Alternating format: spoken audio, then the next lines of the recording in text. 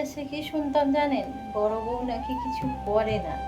সকালের টিফিন বানাতাম, দুপুরে রান্না করতাম, সন্ধ্যেবেলা আবার বাচ্চাদের জন্য টিফিন বানাতাম।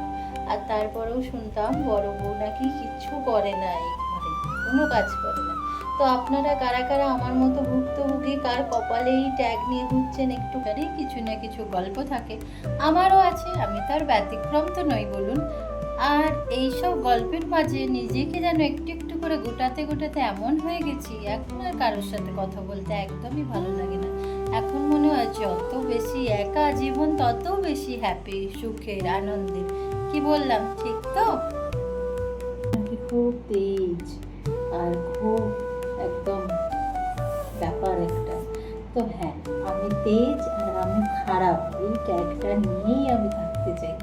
দেখেছেন গল্পের কি শক্তি, গল্প করতে করতে আমার চাটিও ফুটে গরু। সবাই কেমন আছেন? আশা করছি সবাই খুব ভালো আছেন। আমি পিয়ালি আর আপনারা দেখছেন গল্প স্বল্প। তো চলুন আজকের একটা ব্যস্ত সুন্দর দিন আপনাদেরকে সাথে নিয়ে শুরু করলাম। রোজ ব্যস্ত জীবনের শুরুটা কিচেন থেকেই হয়। আজ না একটু তাড়াতাড়ি উঠেছি, তাই ভাবলাম একটু খোলা হাওয়া, একটু খোলা আকাশে যদি যেতে পারতাম। তো এত টাইম তো নেই, আর দিল্লির শহরে বলুন আর কোনো ব্যস্ত শহরে বলুন, খোলা আকাশ দেখতে হলে তো বস ছাদে আসতেই হবে। এই জন্য এলাম একটু ছাদে। ছাদে এসে দেখি এই মাক্ষী বাবা জীবনরা বড় জ্বালাতন করছে, কি যে করা যায় এদেরকে, এরাও হাওয়া খেতে ব্যস্ত। চলুন একটু ঘুরে ফিরে যাবো নিচে। থেকে নিচে এসেই বেরিয়ে পড়েছি দুধ নিতে। বাড়ির সামনের দোকানটি বন্ধ, ওই দিকের দোকানটির থেকে নিয়ে আসি দুধ। তো চলুন ফটাফট দুধ নিয়ে আসি, আরবকে উঠাতে হবে। এই যে দুধটা দিয়ে দিলাম চকো ফেলসের মধ্যে, এটা ঠান্ডা করবো। আরব আসছে, মুখ ধুয়ে খাবে। চলুন ফির আরবকে দেবো এটা। এই যে স্কুলের টিফিন হচ্ছে, আরবের জন্য আজকে বানাচ্ছি উত্তাপাম। আর এখন বাজে এই সকাল 6:30টার মতো। আর এই যে আমি 6:30টায় উঠে দুই বাচ্চার জন্য লড়াই করে স্কুলের টিফিন বানাচ্ছি, এটা আমার আজকের ঘটনা না। আর আমার জীবনে আছে 8 বছর, তারও বহু আগের থেকেই আমি এই কাজ করে আসছি। আমরা আগে না জয়েন্ট ফ্যামিলিতে থাকতাম, তখনও বানাতাম সবার জন্যে। আর দিন শেষে কি শুনতাম জানেন, বড় বউ নাকি কিছু করে না। সকালের টিফিন বানাতাম, দুপুরে রান্না করতাম, সন্ধ্যেবেলা আবার বাচ্চাদের জন্য টিফিন বানাতাম। আর তারপরেও শুনতাম বড় বউ নাকি কিচ্ছু করে না, এই ঘরে কোনো কাজ করে না। তো আপনারা কারা কারা আমার মতো ভুক্তভোগী, কার কপালে এই ট্যাগ নিয়ে ঘুরছেন, একটু কমেন্টে প্লিজ জানাবেন। সব করার পরেও সবসময় শুনতে হয় বড় বউ কিছু করে না, বড় ছেলে কিছু করেনি, একটু জানা। গল্প করতে করতে হয়েও গেল টিফিনটা বানানো। চলুন একটু ঠান্ডা করব আর প্যাক করে দেবো আরবের টিফিনটা। ঠান্ডা, ভাবলাম নিজের জন্য চা বানাই। তো চাতে দিয়ে দিলাম দুধ, এবার চাটা ফুটবে।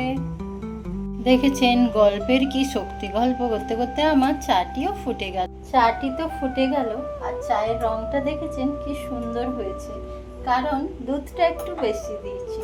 যদি দুধটা কম দিতাম তাহলে কিরকম ফ্যাকাশে একটু কালা কালাসা চা হতো না, সেরকম বেশি মাত্রায় দুধ দিলে চায়ের রংটা যেমনি সুন্দর হয়েছে, এরকম আপনার জীবনে যদি বেশি বেশি পয়সা থাকে আর কি, তাহলে দেখবেন আপনার মান সম্মান ভালোবাসার লেভেলটা এই চায়ের রঙের মতো বদলে বদলে সবাই আপনার জীবনে আসবে।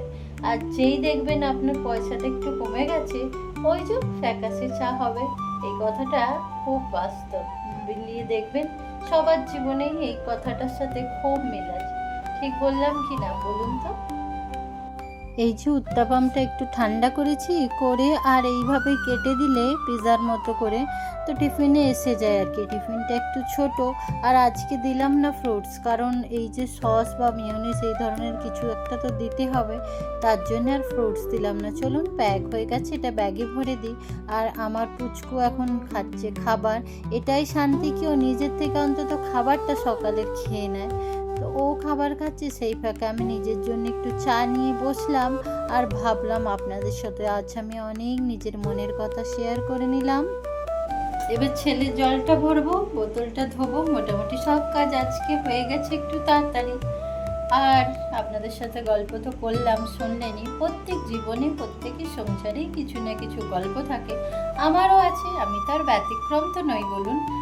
আর এইসব গল্পের মাঝে নিজেকে যেন একটু একটু করে গোটাতে গোটাতে এমন হয়ে গেছি, এখন আর কারোর সাথে কথা বলতে একদমই ভালো লাগে না। এখন মনে হয় যত বেশি একা জীবন তত বেশি হ্যাপি, সুখের, আনন্দের। কি ঠিক বললাম তো? চলুন জলটা ভরে প্যাক করে দিই।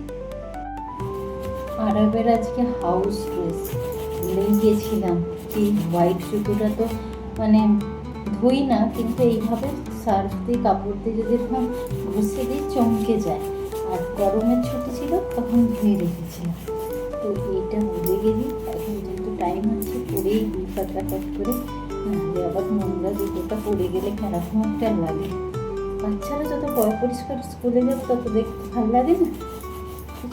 জুতোটা ফটাফট পরিষ্কার করি। জানেন, জুতো পরিষ্কার করতে করতে একটা কথা মনে পড়লো, সবার জীবনে নিশ্চয়ই এরকম পাবলিক থাকে, আমার জীবনেও আছে। সারাক্ষণ আমার সাথে ফোনে গল্প করে, মানে এখন তো আমি বুঝে গেছি ব্যাপার স্যাপার, আর পাত্তা দিই না। আগে এরকম ছিল কি, সারাক্ষণ আমার সাথে ফোনে গল্প করবে, লেগে থাকবে, সব কিছু হবে, আমার সব জেনে নেবে। কিন্তু তারা যে 1 ঘন্টা পরে ঘুরতে পর্যন্ত যায়, সেটাও পর্যন্ত ফোনে বলে না যে হ্যাঁ ঘুরতে যাওয়া হচ্ছে। পরে সেইটাই স্টেটাসে দেখা যায় যে ঘুরতে যাওয়া হচ্ছে। একটা কথা বলুন, লোক ঘুরতে গেলে কি আমি তার সাথে ফোনে ঢুকে ঢুকে চলে যাবো, না আমি আমার নিজের আয়ত্ত, নিজের পরিস্থিতিটা বুঝে যাব? আমার এটা একটা কোশ্চেন, যারা এরকম মেন্টালিটির লোক তাদেরকে। আপনাদের লাইফে নিশ্চয়ই এরকম কোনো লোক, কোনো লোক তো হবেই এরকম জীবনে। যদি থাকে না, একদম ছুঁড়ে ফেলে দেবেন, দিয়ে চেল মারবেন, চেল। আর এই জন্য আমাকে লোকে বলে আমি নাকি খুব তেজ আর খুব একদম ব্যাপার একটা। তো হ্যাঁ, আমি তেজ আর আমি খারাপ, এই ট্যাগটা নিয়েই আমি থাকতে চাই। কারণ এই ট্যাগের সাথে থেকে দেখেছি লাইফ হ্যাপি থাকে, নাহলে একদম হ্যাপি থাকা যায় না। আরবকে একটু সেলফ ইন্ডিপেন্ডেন্ট বানানো খুবই দরকার, তাই জন্য ওকে আজকে ইউনিফর্মটা নিজেই বলেছি তুমি পরো, আমি তোমাকে গাইড করব কিভাবে কি করতে হবে। তো ও কথা মতো নিজের থেকে আজকে রেডি হচ্ছে। ঠিকঠাক পারে না ইনঠিনগুলো করতে, বাচ্চা তো, তো একটু তো আমাকে গাইড করতে হবে, হেল্প করতে হবে। তাও আজকে আমি বলেছি সবটাই নিজে করো। এই যে এখন ও চুল আঁচড়াচ্ছে, এরপরে ও শুজ পরবে, চেষ্টা করছে, এটাই আমার জন্য অনেক। তো আই কার্ডটাও পড়তে বলে নিলাম, কারণ ম্যাক্সিমাম টাইম না আই কার্ডটা ভুলে যায়, তারপরে আবার গেটের সামনে গিয়ে আমায় পড়াতে হয়। তো চলুন, ও মোজাও পড়ছে। এবার ওর জুতোটাও যেটা পরিষ্কার করেছিলাম ওইটা ওকে দিয়ে দেবো। ও জুতোটাও আজকে নিজের থেকেই পরবে, নাহলে আমিই ওকে পরিয়ে দিই। তো ফাইনালি আমার আরব বাবু শিখে গেল নিজের থেকে রেডি হওয়া, এটা আমার জন্য একটা হ্যাপি মোমেন্টস। আর দেখুন আরব ভি খুশ, এবার থেকে আশা করি ও নিজের থেকে রোজ বলবে মা আমি রেডি হব। ফাইনালি ও রেডি, এবার চলুন বেরোই। পরে গেছি, আরবের ইউনিফর্ম তো ওপরেই থাকে, প্রেস ট্রেস সব ওপরে। ও শুয়েছিল ওপরের পাপার সাথে, আমি ওকে বললাম চলো গুজি আমার সাথে চলো একটু নিচে, আমরা স্কুলে যাব। কিছুতে এলো না আমার গুজি। তারপরে এই যে আরব যে রেডি হয়ে গেল নিজের থেকে, এবার বেরোবো, ঠিক এসছে, বেরোনোর টাইমে ঠিক আসবে মাতব্বরি করতে। এরকম বোম্মাছি, এরকম বোম্মাছি চাই তোমাদেরকে? চাই, নিজে ওঠে বোম্মাচিকে আমি দিয়ে দেবো তোমার কুচি দাও। তবে এখন স্কুলে যাচ্ছে, আরবের জীবনের একটা দুঃখ। ওর একটা ড্রামস্টিকের গাছ ছিল, গাছটা কেটে কাটা হয়েছে, বেচারা আর ড্রামস্টিক খেতে পাবে না, কি দুঃখ। এই যে গাছটা কেটে গেছিল, এবার হচ্ছে বড়, কিন্তু এখন তো এই বছর হবে না, লাগবে টাইম ডাটা হতে। চলো যাও, বসো যাও।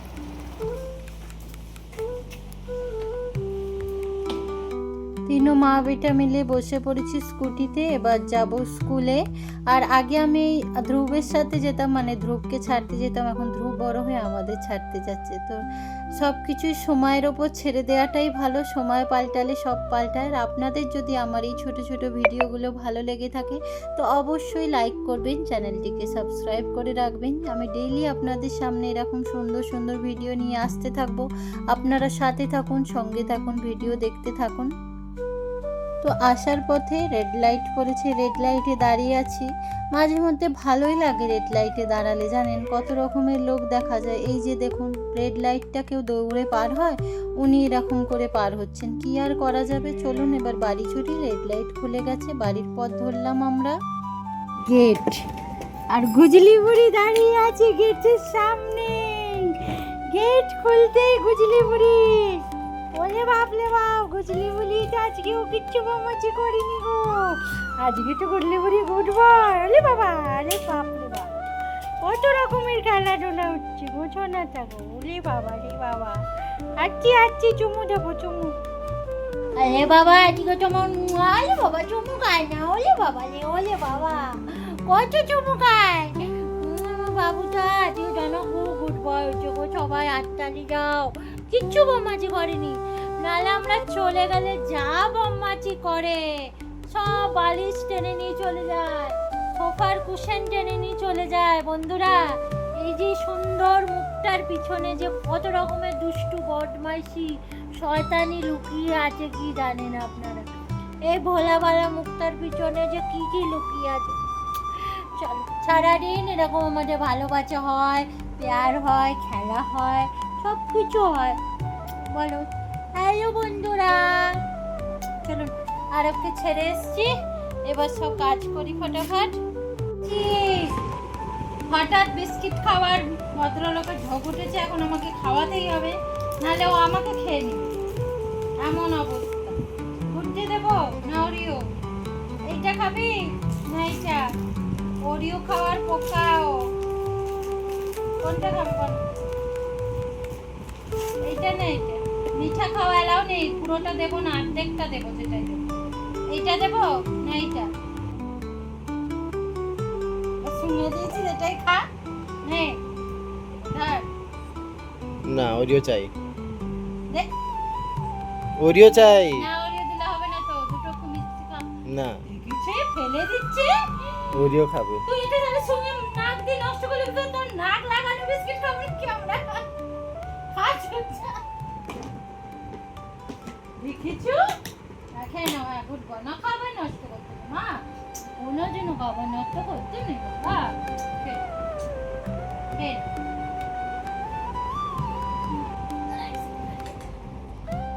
আচ্ছা খাও খাও। এত সুন্দর পোষ্য, আর তার সাথে আমার ব্লগ এখানেই আজকে শেষ করলাম। আবার দেখা হবে অন্য ব্লগের সাথে। সবাই ভালো থাকবেন, সুস্থ থাকবেন, টাটা, বাই বাই। একটু বাই করো, বাই।